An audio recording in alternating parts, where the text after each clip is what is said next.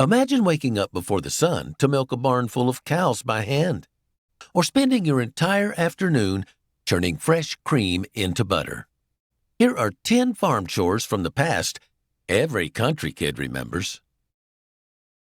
Before the widespread adoption of automated milking machines, hand milking cows was an essential daily chore that defined rural American childhoods.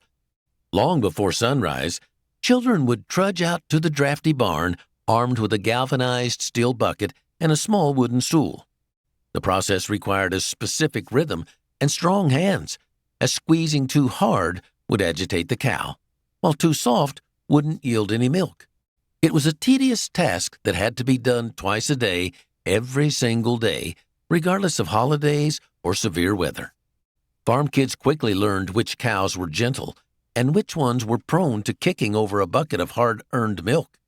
By the mid-20th century, electric milking parlors began replacing this manual labor, making the chore much faster and more sanitary.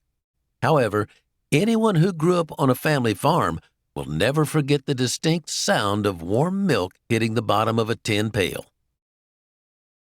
Gathering eggs was often one of the first responsibilities given to young children on the farm, but it was rarely as simple as it looked. Every morning, kids had to navigate the dusty, ammonia-scented air of the chicken coop, carefully reaching under brooding hens to retrieve the daily eggs. It was a test of bravery, as protective hens would frequently peck at little hands with surprising force. Once the eggs were safely gathered into a wire basket or the folded apron of a dress, the chore shifted to cleaning the coop and scattering fresh feed. Dropping a basket meant losing a portion of the family's breakfast or potential income from the local general store. As commercial poultry farming expanded in the mid-1900s, backyard coops became less common, but the memory of dodging an angry rooster remains a universal experience for those raised in the countryside. In the days before supermarkets carried endless rows of neatly packaged dairy products, making butter was a time-consuming, physically demanding task. Using a traditional wooden dash churn or a hand-cranked glass jar, children were often assigned the job of agitating heavy cream until it finally separated into butter and buttermilk. The process could take anywhere from 30 minutes to over an hour, depending on the temperature and the rhythm of the churning. It required immense patience and stamina, as little arms would quickly grow tired from the repetitive motion. Once the butter formed, it had to be scooped out, washed with cold water to prevent spoiling, and pressed into wooden molds to create decorative shapes. While the invention of the electric blender and commercial dairies eventually made hand churning obsolete, the rich, creamy taste of homemade butter, spread over a warm slice of fresh bread, made all the labor worthwhile. Long before indoor plumbing became a standard feature in rural American homes, hauling water was a relentless, heavy chore that dictated the rhythm of daily life. Every drop of water needed for drinking, cooking, washing dishes, and bathing had to be manually drawn from a well or a nearby creek. Children would carry heavy wooden or metal buckets back and forth to the house, sometimes using a wooden yoke across their shoulders to balance the immense weight. In the bitter cold of winter, this task became even more grueling, as ice often had to be broken just to access the water. The introduction of rural electrification in the 1930s and 1940s brought electric water pumps to many farms, revolutionizing country living and saving countless hours of back-breaking labor. Yet, the memory of carrying sloshing buckets up a muddy hill remains a testament to the resilience of early 20th century farm families. Keeping a farmhouse warm during a brutal winter required a massive, never-ending supply of firewood, and gathering it was a year-round family effort. Children were tasked with hauling heavy logs, wielding splitting mauls, and neatly stacking the wood into massive cords to dry before the first snow fell. It was a physically exhausting chore that built immense upper body strength and taught the value of hard work.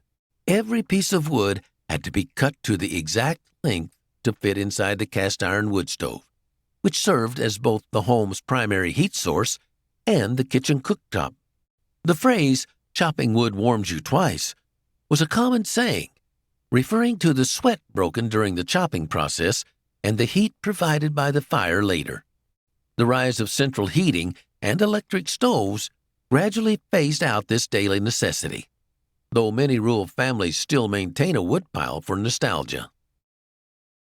Nothing quite builds character like carrying heavy, foul-smelling buckets of food scraps out to the pig pen. In the days before commercially formulated livestock feed, farm families practiced zero waste by saving every vegetable peeling, apple core, sour milk, and dinner leftover in a large bucket known as the slop pail.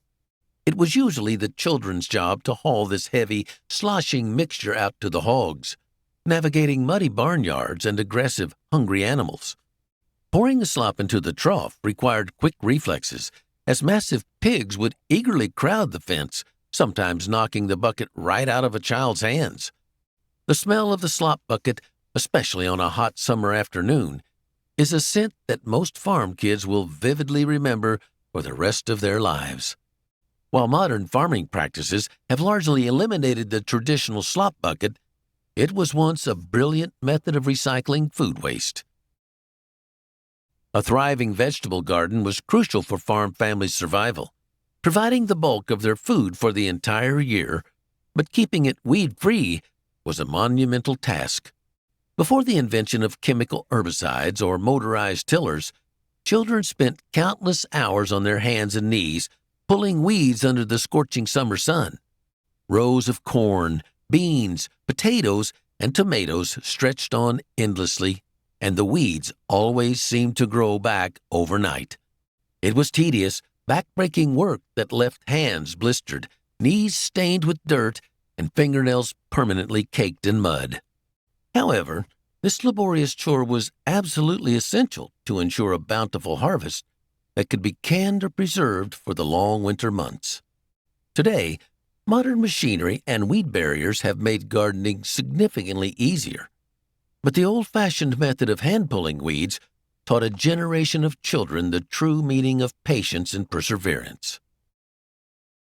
Late summer on the farm meant harvest time, and the front porch often transformed into an assembly line for shucking corn and shelling peas.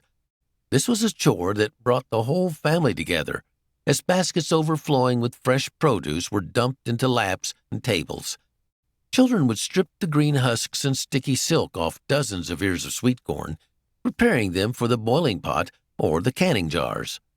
Shelling peas was equally tedious, requiring nimble fingers to pop open the pods and slide the tiny green spheres into a waiting bowl.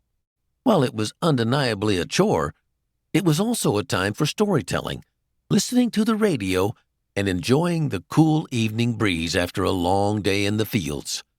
The convenience of frozen vegetables in modern grocery stores eventually made this porch-side tradition a rarity, but it remains a cherished memory of simpler times. Before the luxury of automatic washing machines and vacuum cleaners, keeping a farmhouse clean was an intensely physical endeavor. Every spring, children were tasked with dragging heavy wool rugs out to the clotheslines and vigorously beating them with a wire or wicker tool to release a year's worth of trapped dust and dirt. Laundry day was equally demanding, often requiring water to be boiled on the stove before clothes were scrubbed on a corrugated metal washboard.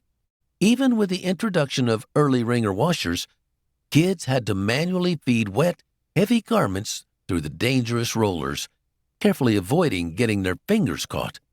The clothes were then pinned to an outdoor line to dry in the wind and sun. The advent of modern household appliances completely transformed these grueling tasks, giving families back countless hours of their week and saving a tremendous amount of physical strain. Taking care of large livestock meant dealing with the inevitable mess they left behind, making stall cleaning one of the most dreaded chores on the farm. Armed with a pitchfork and a wheelbarrow, kids spent hours scooping heavy, soiled straw and manure out of the barn, hauling it to a distant compost pile. Once the stalls were scraped clean, fresh hay had to be pitched down from the sweltering, dusty hayloft to create a comfortable bed for the horses and cows. The air in the loft was often thick with dust and chaff, sticking to sweaty skin and making every breath difficult. It was dirty, smelly, and exhausting work. But it instilled a deep sense of responsibility for the animals that kept the farm running. Today, skid steers and automated barn cleaners handle much of this heavy lifting, but the classic pitchfork remains an iconic symbol of agricultural history. So, which old farm chore did you least enjoy doing?